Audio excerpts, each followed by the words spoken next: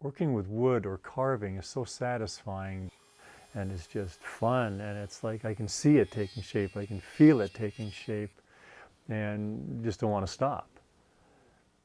It's something that I've done since I was a child. And just looking at each piece of wood, there's always something different to it. The grain is always different, the colors are different. And then when you put on a finish, it just pops into life and it changes a whole nother level.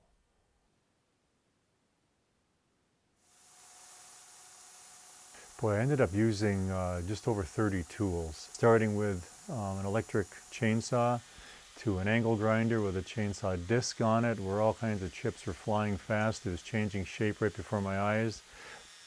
I used power hand carving tools, then down to hand carving tools, down to rasps, and then on down to sandpaper. I sanded it down to a 1000 grit.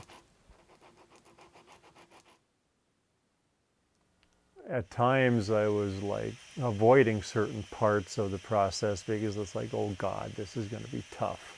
How do I accomplish that? How do I accomplish the gap between the leather and the tongue? How do I lay out all the laces perfectly? How do I lay out for the stitches? And some of the bottom stitches, I actually measured the gaps between the stitches. How do I carve in the ribs? The ribs were tough because I had to take away wood and leave the ribs, yet still keep the boot the shape and size that I wanted it.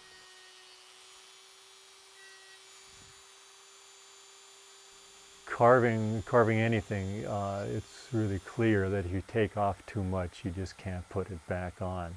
And you can't repair it, you can't patch it, the boot's not going to be painted, it's going to have a clear finish. I'm lucky. I have a gut feeling. I have a sense. I just seem to know where to take material off, where to leave it on, and when to stop.